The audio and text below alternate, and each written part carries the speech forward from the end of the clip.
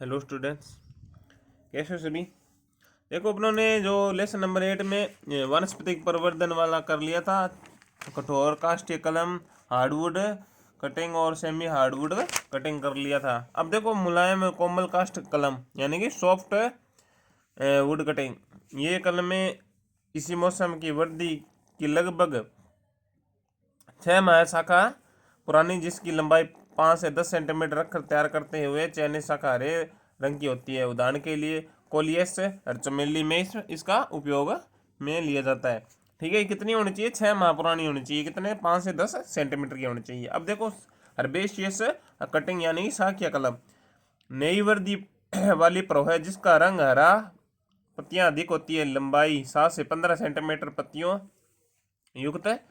युक्त कलम होती है तथा इन्हें उचित माध्यम में ही लगाया जाता है क्योंकि काष्ठ उत्तकों का निर्माण नहीं होता। उदाहरण के लिए कार्नेशन, गुलदाउदी, कोलियस। ठीक है, इसका भी कोलियस के रूप में यूज कर सकते हैं। अब देखो ये तो था इसका तना कलम का था पार्ट। अब देखो दाब कलम लेयरिंग कैसे करते हैं। मात्र पौधे की किसी शाखा या टहनी को बिना उससे पृथक किए उसमें कृत्रिम रूप से जड़ उत्पन्न करने की क्रिया को दाब कलम कहा जाता है, यानी लेयरिंग कहा जाता है। यानी जैसे मान लो ये पौधा हो गया, इसकी ये शाखा है, इसको क्या है यहाँ से निकालना और इसे जमीन में ऐसे दबाव के साथ लगाकर फिर ऐसे जड़ें उत्पन्न करना। ठीक है, ये होता है लेयरिंग।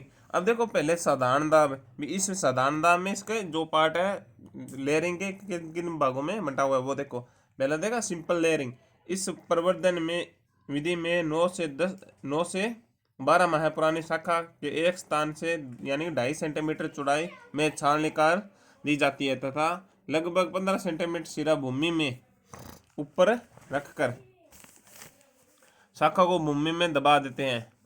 लगभग 1.5 माह बाद जड़ें निकलने पर इस शाखा को मात्र पौधे से अलग कर समतुल्य पौधा तैयार हो जाता है। यानी कि किसी भी जैसे एक मान लो शाखा है किसी पौधे की और वो क्या 9 से 12 माह पुरानी और 2.5 सेंटीमीटर हो, तो उस पर क्या है जो छाल निकाल लेंगे। छाल निकालने के बाद उसे क्या है सिरा 15 सेंटीमीटर सिरा छोड़कर उसे भूमि में दबा देंगे। ऊपर से 15 सेंटीमीटर सिरा छोड़कर भूमि में दबाने के बाद क्या है जैसे 1.5 माह बाद उससे जड़ निकलेगी उसको पौधे से अलग कर अपने क्या करेंगे नया पौधा तैयार करेंगे।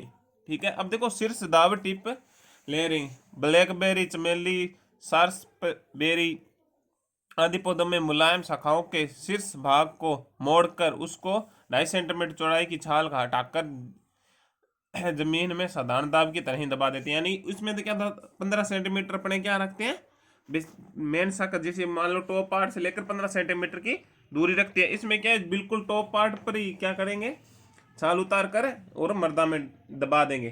ठीक है, अब देखो सर्पाकार दाब, कंपाउंड और सरपेंटाइन यानी कि जो सर्पे ये होता है सांप जैसा। ठीक है, कभी कभी पौधे की लंबाई शाखाओं को साधारण दाब की तरह 2 या 3 स्थानों से 2.5 सेंटीमीटर चौड़ाई छाल निकालकर उन स्थानों को भूमि में दबा दिया जाता है। नियमित देखभाल से इन स्थानों पर जड़ें निकलने पर इन्हें अलग अलग काट कर भूमि में लगा दिया जाता है। इस विधि द्वारा ही एक ही शाखा से अधिक पौधे तैयार किए जा सकते हैं। उदाहरण के लिए स्ट्रॉबेरी, मोगरा और चमेली। देखो मान लो एक शाखा है बड़ी वाली, इसको ऐसे मान लो ये पौधा हो गया, ये शाखा हुई, इसको यहाँ से ऐसे यानी कि इस जगह से दबाया, इस जगह से दबाया और इस जगह से, फिर इसको क्या ऐसे ऐसे काटेंगे। ऐसे ऐसे काटने के बाद ये पौधा अलग होगा, ये पौधा अलग, ये पौधा अलग, सेम प्रोसीजर वही रखेंगे साधारण कलम में की तरह। अब देखो इसमें ट्रेंच दाब कौन कौन है। इस विधि में समुच्ची शाखा या वृक्ष को नाली बनाकर दबा दिया जाता है तथा टहनी के हर गांठ से जड़ें व प्रोह निकल जाता है जिससे नए पौधा का निर्माण होता है। यह विधि पुराने वृक्षों से तैयार करने में ही भी उपयोग में ली जाती है। उदाहरण के लिए सेब, वनस्पति आदि, आड़ू। ठीक है, इसे क्या नाली में अपने करेंगे। ठीक है, और इसमें जैसे मान लो नाली में से दबा दी, यहाँ से ऐसे निकल गई, जहाँ पर है यानी कि जो स्कर्स होते हैं यानी कि जो वो फ्रूट होते हैं वहां से क्या नई नई जड़ें निकलेगी, जो बर्ड्स होंगे वहां से नई जड़ें निकलेगी, तो उसको ऐसे ऐसे छोटे भागों में काट कर नया पौधा तैयार कर सकते हैं। अब देखो माउंट स्टूल दाब, माउंट और स्टूल लेयरिंग, इसमें पौधों को उसके सुसुप्त काल में भूमि के पास से काट दिया जाता है। ऐसा करने से उनके तने से छोटी छोटी अनेक शाखाएं निकल जाती है। जब शाखाएं 8 से 10 सेंटीमीटर की हो जावे तो उनकी जमीन के पास से 2 से 2.5 सेंटीमीटर आकार की छाल निकाल कर उन पर थोड़ी थोड़ी मिट्टी चढ़ा देते हैं। ठीक है, ऐसा तैयार किया गया छाल हटे भाग को मध्य में रख कर उस पर गिल्ली मांस घास, मोस घास है ये, ठीक है, मोस घास को एल्काथीन के टुकड़े के साथ लपेट कर बांध देने से कुछ बाद जड़ें निकलने पर उसे काट कर भूमि में लगा दिया जाता है। ठीक है, अब देखो सिंपल सी बात है भी, जो मान लो किसी भी पौधे को जो साइड ब्रांचेस निकलती है, यानी कि जड़ के साथ से जो ब्रांचें निकलती है उनको क्या है, जो 8 से 10 सेंटीमीटर की हो जाए तो उसको क्या है अपने दबा कर या उसको हटाकर नए पौधा तैयार करना। उसे क्या करेंगे, मोस घास के साथ या एलाक्थीन के टुकड़े के साथ अच्छी तरह से बांध कर नया पौधा तैयार करेंगे। अब आ गया देखो ग्राफ्टिंग। प्रवर्धन की इस विधि में पौधा साधारणतः 2 भागों में मिलकर बनता है। एक मूलवृंत जो बिज्जू तथा निम्न श्रेणी का होता है, इसके ऊपर जोड़े जाने वाले। दूसरा भाग जो उच्च श्रेणी का मात्र या पैतृक गुणों का संकुर होता है। ऐसी सभी विधियों जिसमें मूलवृंत और शंकुर डाली जोड़कर नया पौधा तैयार किया जाता है उसे उपरोपण या ग्राफ्टिंग कहा जाता है। यह शंकुर एक कली के रूप में प्रयोग करने को कलिकाएं यानी बडिंग कहते हैं। अब देखो ग्राफ्टिंग 2 प्रकार की होती है। पहली होती है अटैचड या बैंड कलम, दूसरी है डिटेचड। अब देखो जिसमें मूलवृंत को पैतृक या मात्र पौधे की शाख के पास ले जाते हैं और शंकुर शाख के मात्र या पैतृक वृक्ष से अलग नहीं करते जब तक कि रोपण ठीक से संपन्न नहीं हो पाता। ठीक है, भी उसको क्या है, जैसे मात्रक पौधा हो गया या पैतृक पौधा हो गया, उस दोनों को क्या है शंकुर डाली को और पैतृक पौधे को अलग नहीं करते जब तक कि वो क्या है अच्छी तरह से ग्रोथ ना कर पाए।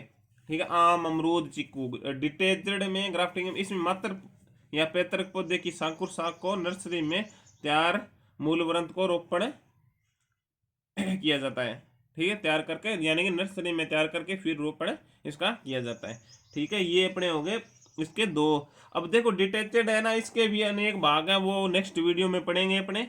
ठीक है, इसमें से कुछ समझ में नहीं आया ना तो वो मेरे को बताना भी, ये समझ में नहीं है सर, यहाँ से ये प्रॉब्लम है, क्योंकि ये ना पार्ट वो थोड़ा सा टफ होगा, क्योंकि इसमें क्या है आपको प्रैक्टिकली समझाना था, पर ये पॉसिबल तो स्कूल लगने के बाद ही होगा। तो इसमें कोई प्रॉब्लम हो, किसी प्रकार का कोई डाउट हो तो वो मेरे से पूछ लेना। ठीक है, और जैसे अपने नए पौधा तैयार करना है, किसी की तरफ ग्राफ्टिंग करते हैं, किसी में लेयरिंग या दाब कलम, सीरा दाब, या अपने जैसे मान लो गुलाब में अपने कलम लगाते हैं, वैसे भी जिस तरह से नया पौधा तैयार करना, किसी के दरबारा, पत्ती के दरबारा, जड़ के दरबारा, तने के दरबारा, किसी या सांकुर डाली के दरबार, किसी के दरबारा भी, तो उसमें सभी में यही पढ़ेंगे इस पार्ट में। और किसी प्रकार की कोई प्रॉब्लम हो तो वो मेरे को बताना। ठीक है thank you, have a nice day.